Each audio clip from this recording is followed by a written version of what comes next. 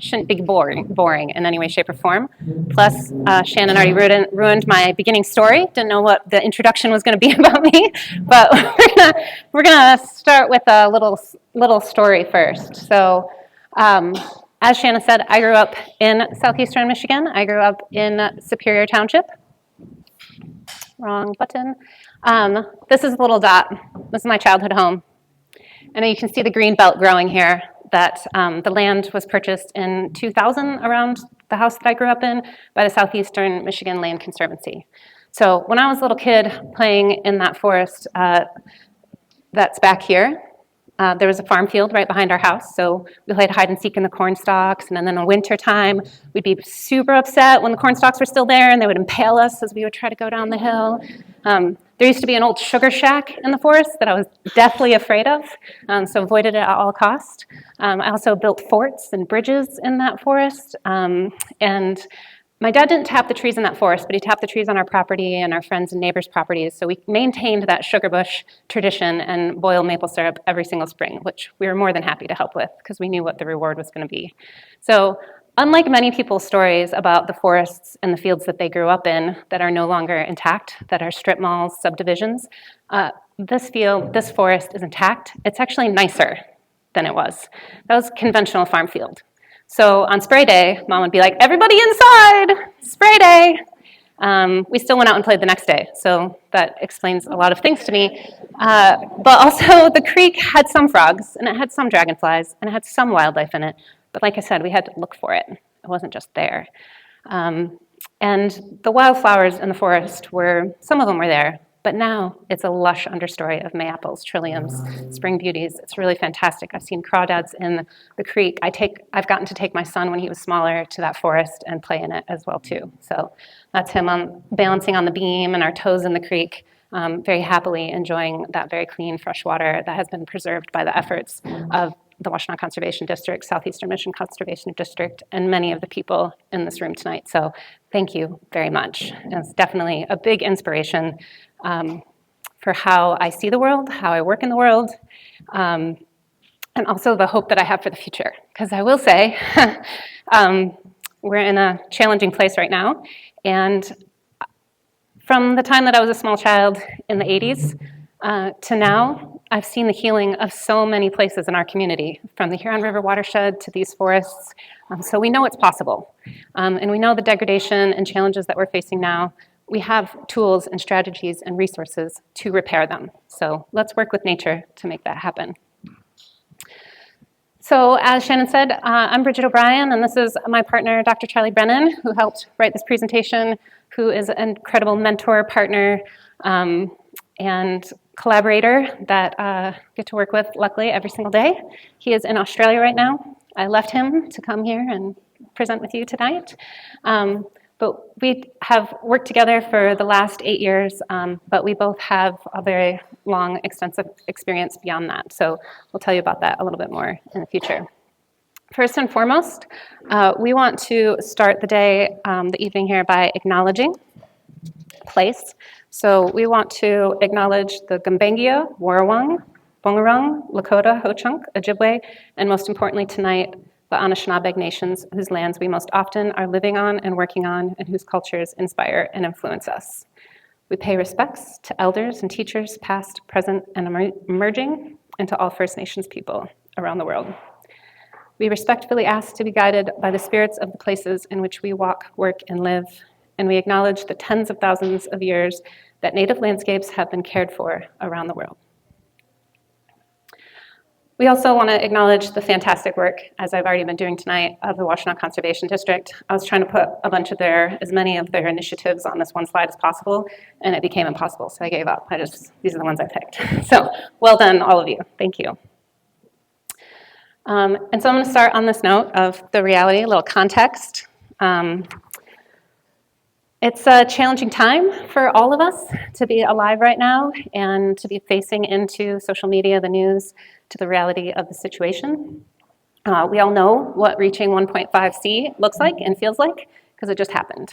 We just had the hottest year on record, and it's only going to get worse, and we know that. So it's time to build some strategies.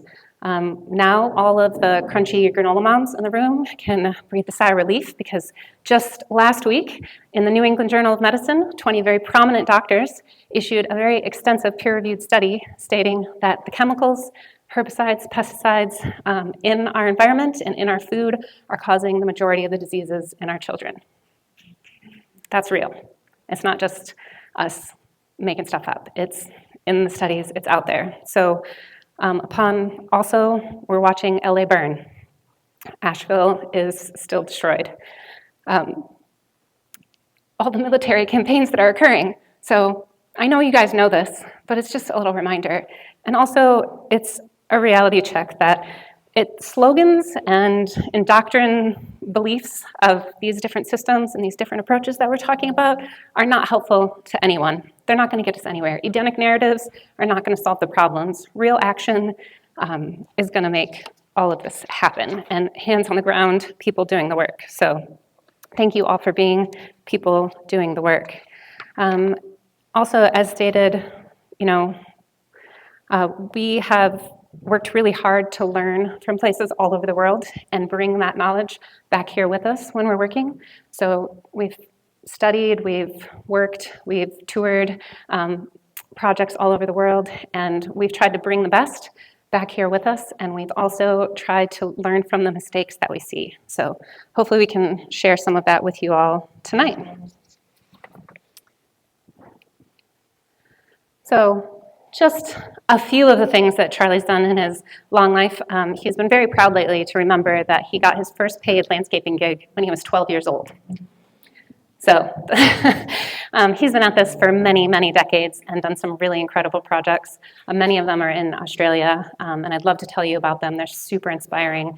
This last week, a couple weeks ago, we were picking up quandon and seeds from trees that he planted 10, 20 years ago along a river that he regenerated. So we gathered up those seeds, threw them in the car, don't know where we're going to throw them around, but they're going to go somewhere else, and we're going to regenerate some other landscape with them. I've also had a much shorter reality than him, but have been quite active as well too in this community and traveling and exploring and trying out my hands at different things. So some of you know me from different iterations of my life, maybe at the People's Food Co-op or even back in the day at the Ypsilanti Food Co-op and a number of other places you might have seen my face working, building up experience and knowledge and a wide discipline of studies. And finally, it all made sense about 5 years ago, tied it all together, now getting to weave all those things into what we're doing on a day-to-day basis. The font is just definitely changed. It's very sad. I spent a lot of time in Canva making it really beautiful. Anyways, it's all legible. Yeah. So we are Garden Juju Collective because we're all about cultivation, not just cultivating gardens, which we love, and that's our first love, but cultivating relationships, cultivating places, cultivating people in those places. So that's why we talk about gardening a lot. And Juju is about cultivating the life spirit, the magic of life, that essence, that Juju that we all strive to feel and enjoy. And collective is because we never do this work alone. It's completely impossible to do it alone, and we never are alone.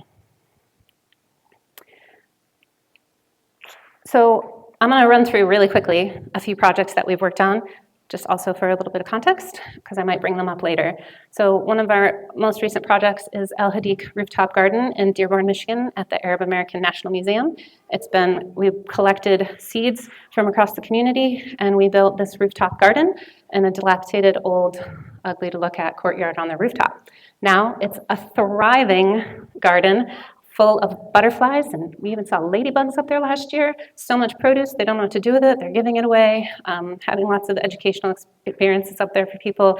And a lot of those heritage seeds have made it over to Gateway Farm, and we're growing them. And to see people experiencing them is pretty amazing. Oak Hill Food Justice Farm is Charlie's pandemic project, where we helped set up a community garden and a dilapidated old churchyard and a home that was associated with the church. And now it's the headquarters for Sustain Australia. They run workshops and programming out of there all the time. And they've got a perennial food system. They've got tons of annual systems. The whole driveway is now just wicking beds. It's really incredible. And the way that it's engaged the community has been fantastic.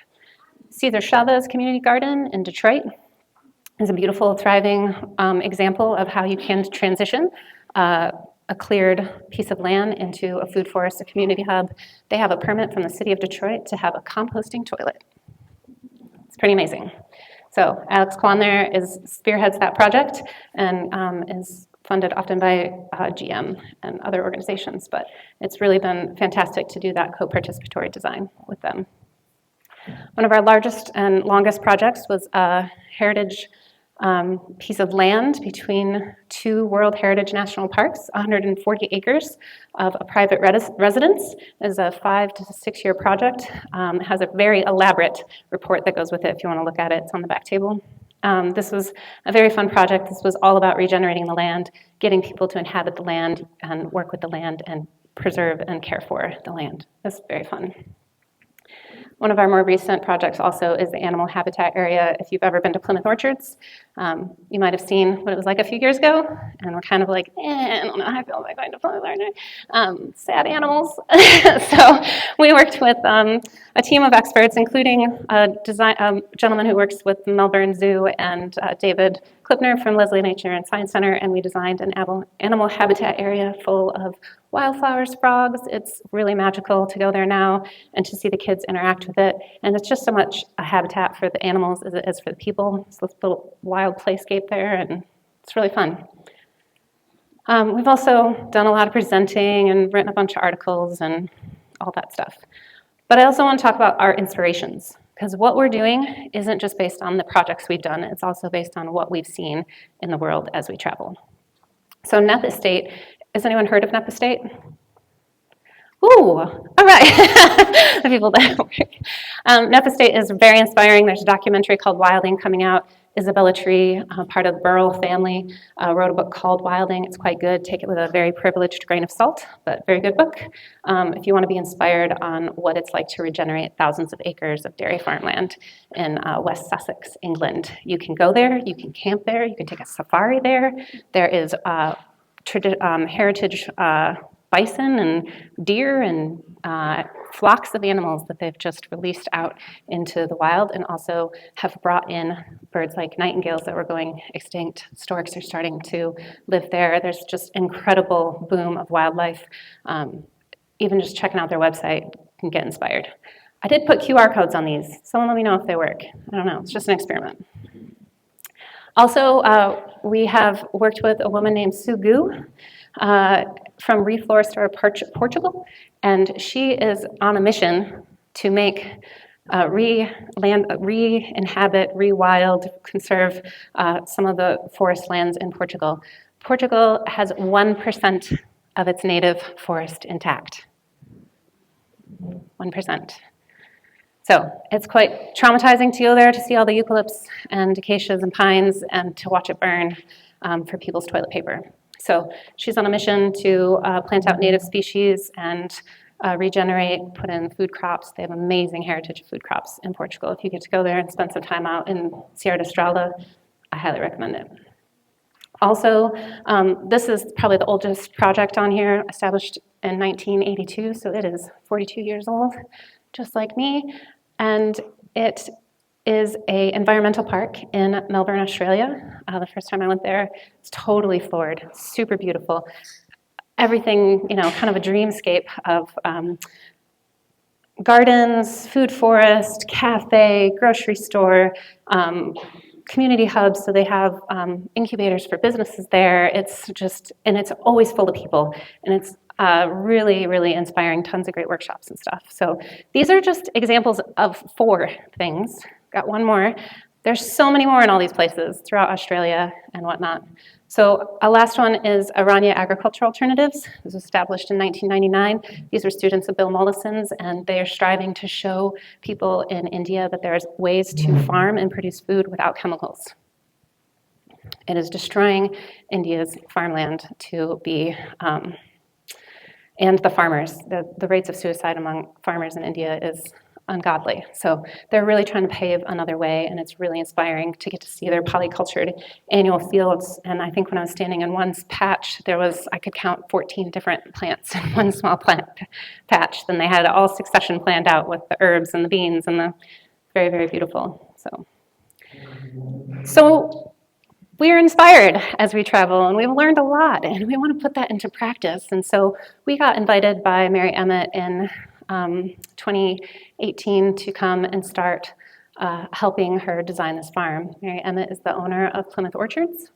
She is a successful farmer in her own right, but after some life changes, she realized that she could not continue to conventionally farm apples or anything else, and she became dedicated to organic, nutrient-dense food and educating the community. She knows the power of educating. She's been educating people about apples and pollinators for 40 years, and she wants that to continue long past when she's gone. So she purchased this piece of land, which you might know as Arbor Joy Golf Driving Range. We're still picking up your golf balls to this day. Before it was Arbor Joy, it was a farm. I can imagine that was quite difficult to try to traditionally farm this heavy clay wetland. Before that, it was definitely clear cut. Before that, it was fur trapped. And before that, it was a beautiful hardwood swamp in southeastern Michigan inhabited by native peoples. So there's a long story there. And anytime we meet a client who tells us they've got a blank slate, we ask them to think again and dig a little deeper. So she purchased it in 2014, started laying drain tiles, buckwheat. They started installing barns and hoop houses and growing vegetables. So this is the very beginnings of the farm. We were brought in to help design a holistic plan for the farm and take it beyond annual production. So bring in perennial food crops, put in a wildlife sanctuary, re-establish the wetland corridors and the waterways so that the farm doesn't flood, and help come up with many other solutions to make this farm viable. Small ask. In that process of designing the farm, we developed a mission statement. This is the shortened version of it, but it's an abundant, beautiful community hub offering organic produce, education, events, sanctuary, and a vision for the future. So it took a lot of work to get there, a lot of funding, a lot of resources, but now it is a very thriving place. So you can see the golf balls, you can see us digging the ponds, loved playing in the water, and we got so wild as we actually mimicked our native wetlands and buried dead trees. So asking traditional landscapers to make piles of rocks and bury dead trees was a fun experience for me. I enjoyed that. So another layer of the design was establishing a perennial food system. So crops that are going to come back for us every single year, and that includes a wide diversity of things. This right here was the nursery that we potted everything up while we were getting the earthworks done, and it was hundreds and thousands of plants that we planted in 2020. This was my pandemic project, was planting out this farm. I'm pretty attached to it now, and it's been really fun because this year, we're 4 years in last year, and we got to harvest hazelnuts. This little permaculture dream right there. And all of the berries. We actually last year had berries from May all the way through October, almost consistently, some version of berries, currants, gooseberries, and so on. And not all of our fruit trees are producing, so we don't have pawpaws yet, but they're coming. So it's an amazing collection of plants. We're very proud of it. We think it's very important for the community to know that it's there and to know that we are trying to protect these genetics, this genetic bank, and we want that to carry on. We hope that we can share that with people in the future. So if you're interested and you want to come collect seeds or get cuttings of things this spring, you call us and we'll make a plan. We do not have any patents on anything. It's just let's get them planted, you know? Another main factor of this is low-till, no-till farming, i.e. Charles Dowding, and some of the work I know other farms in this area, including Green Things and whatnot, are also doing these practices. It's very important. Talk about carbon sequestration and building soils. Obviously, we mulch everything. We are now in love with straw mulch. Love to have a conversation with you about that if you're curious. And we've also started participating in the Climate Smart Farms program, which we love and think is very wonderful. Yes, so we're looking forward to that because we definitely feel like we have things we've learned and we can contribute, but we also know there's a lot we can do to keep being more climate smart. And one of our main missions at Gateway Farm is education. So we want to keep bringing people in and having them learn from us, and we want to keep going places and keep talking to other farmers and keep improving our work all the time too. We're trying to make this work and try to figure out how to sustain ourselves and the farm and a business and keeping people employed, all of those things. It's a lot, I know. And this is what the tour map looked like from this last year, of all the different places that we have on the map that people can stop and check out and we can talk about and have fun. So if you're curious, come visit us this year. We'd love to show you around.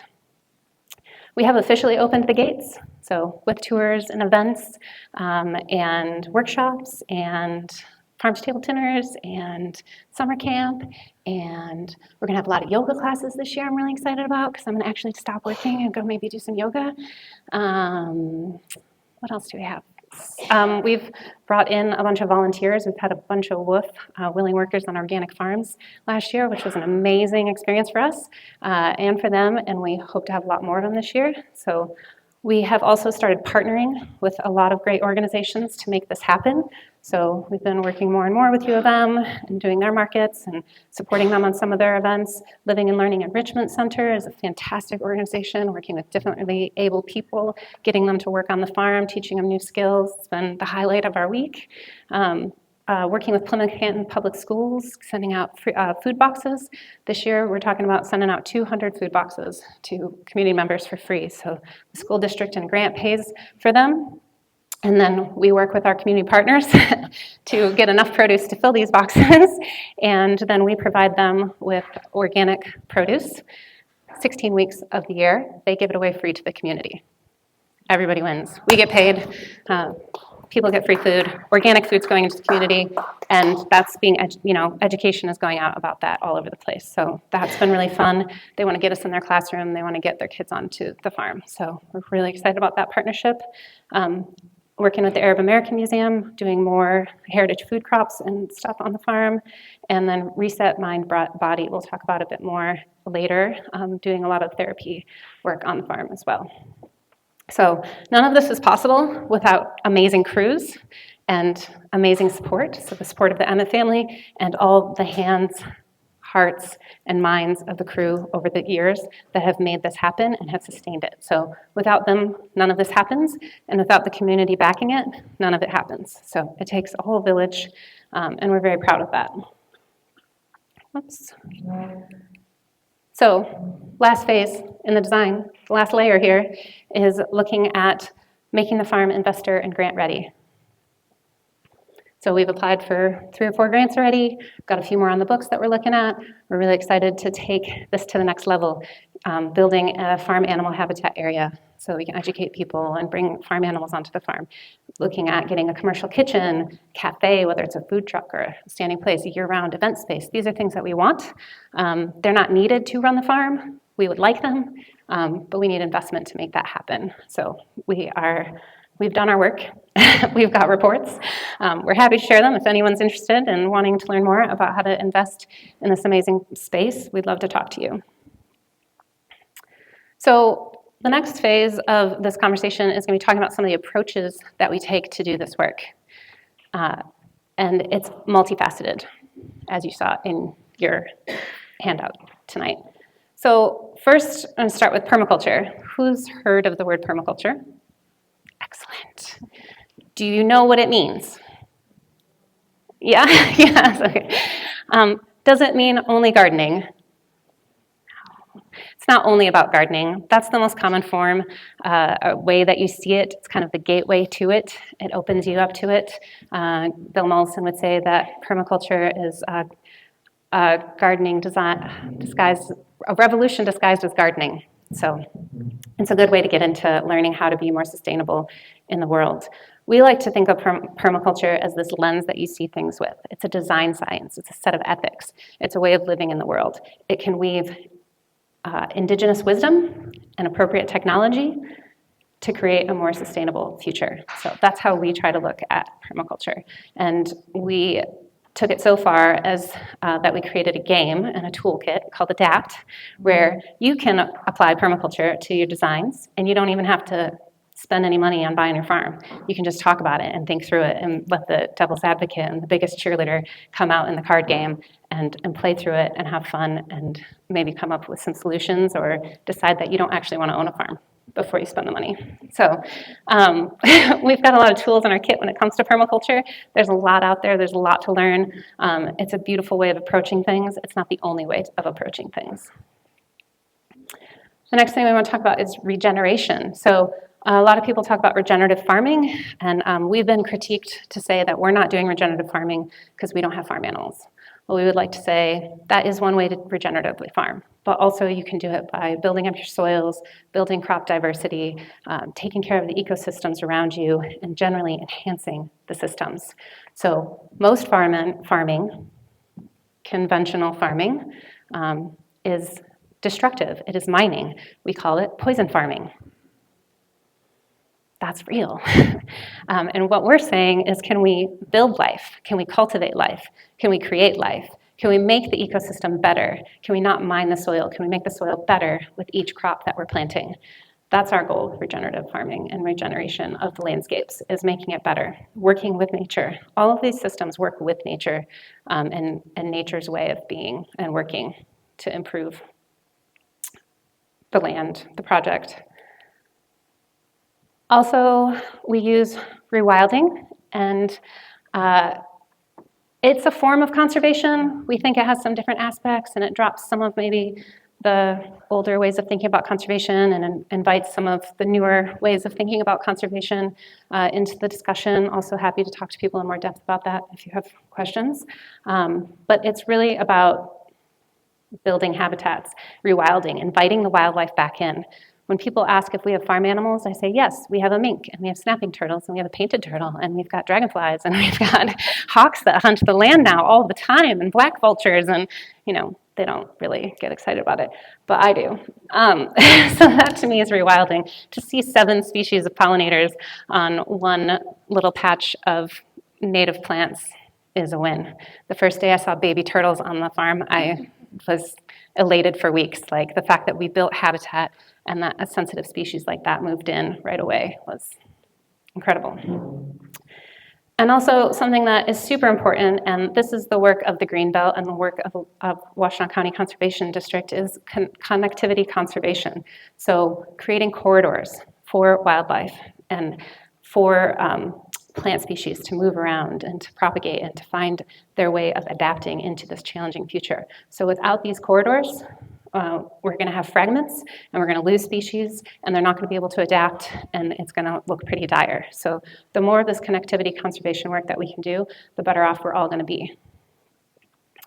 And Riparian repair. So this is the work of the Huron River Watershed Council, Raisin River, all of this work that you all have done over the years, repairing the edges and the waterways, cleaning them up, caring for them, making people aware that it's a thing to be cared for is very fantastic and important, and also essential. We know that we need that clean water, and we know that we need those habitats and those ecosystems to maintain our farming and our food systems and our way of life. Another thing, an approach that we find more and more important all the time, is protecting annual and perennial food heritage. So protecting our seeds, our plant banks, working on caring for those things. And I think that speaks for itself. I'm looking at the time. I should probably keep moving.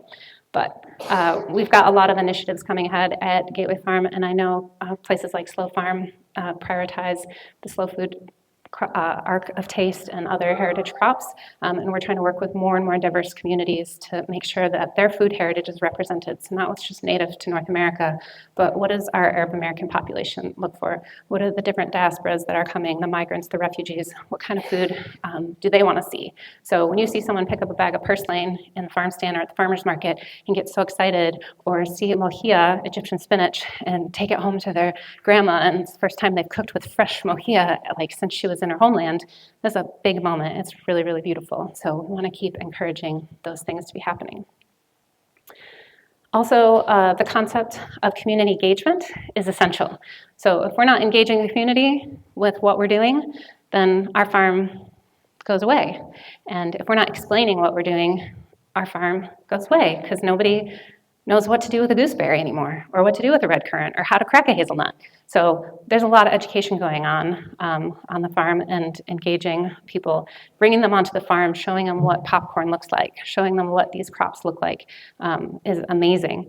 And people benefit so much from that involvement. And we know that by bringing people onto the farm and engaging with them, that spreads out into the community. So tonight we're spreading more of this out to the community.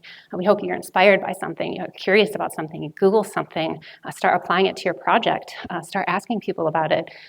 Just get involved with what's happening and share it. So really talk about organic food production with your neighbors and find out, like, who cares if the carrot's 50 cents more? Like, the ecological benefits of it outweigh all of those things, but it's hard when you're budgeting. So there's a lot we all can learn.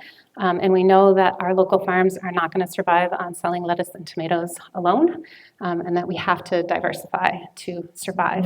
And that's our number one goal at Gateway Farms, to diversify so we can survive and protect all of this wonderful stuff for the community. Therapeutic horticulture is also an essential part of the work that we do. Bringing people onto the farm, having them be in this green space. We're in a peri-urban environment. We're 10 minutes from downtown Plymouth. We're 15 minutes from Ipsy. We're 20 minutes from Ann Arbor. And people are craving this space. They walk on the farm, and it's really rewarding because you're totally tired and exhausted and can't see past your feet, and they come in and like, oh, you have this. Oh, this is so beautiful. Oh, this is so amazing. Oh, I saw this. Oh, and you just get re-enlivened on why you're doing the work you're doing.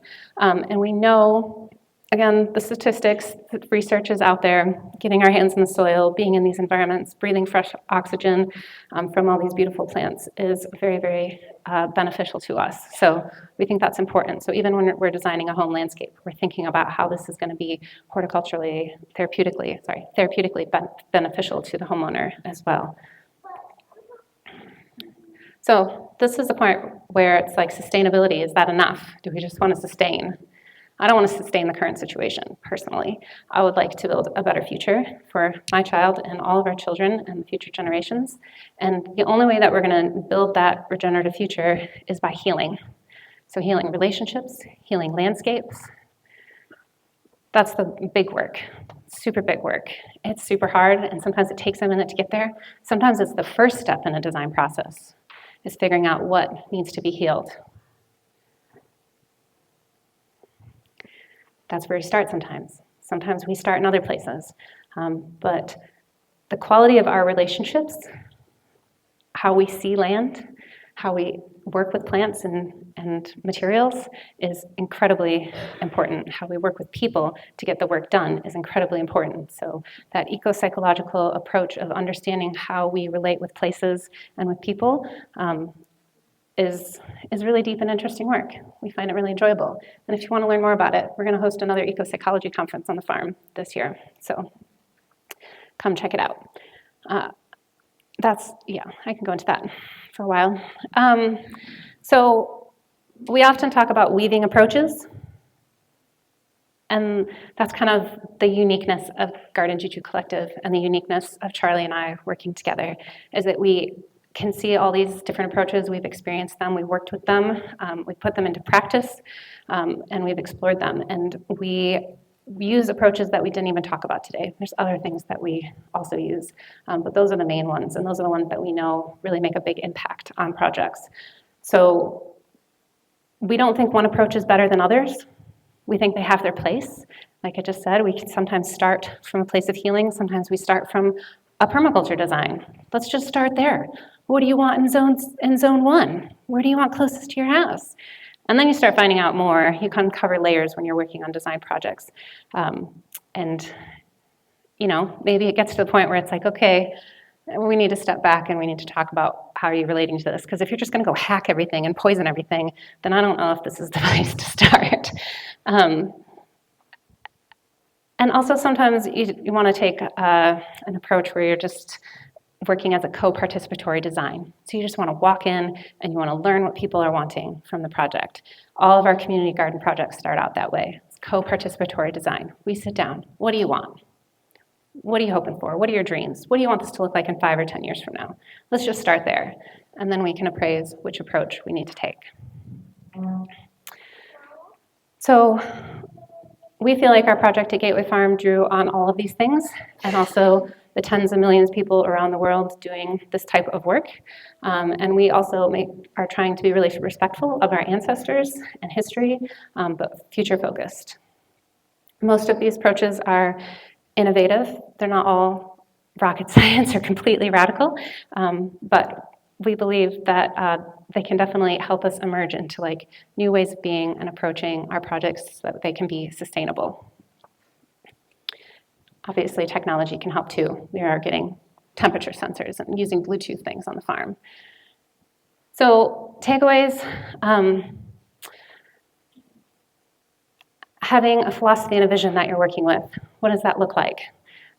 Having a clear design and an implementation strategy. Often a phased approach is the ticket. You're never going to do everything all at once. Make sure you have a set of key practices and strategies that you're going to work from. Maybe those are part of your goals, like carbon sequestration or having a place for therapy. And ideally, we're all not reinventing the wheel, and we're either creating or working from replicatable blueprints. So we're making something that is replicatable, so that can be implemented somewhere else. If Gateway Farm doesn't survive, we wholeheartedly believe we could pick up and implement the things that we're doing there in other places. So these are kind of the takeaways from the main conversation that we had tonight. But also, we want to highlight that, as James Hillman said, the greatest failures are usually down to a failure of imagination. All this work takes great imagination, creativity, and vision, discipline, energy, and action. It's one thing to talk about it, it's another thing to actually do it. It takes a lot of resources. We're very aware of the level of resources these kinds of projects take, flexibility and skills. That's a big one.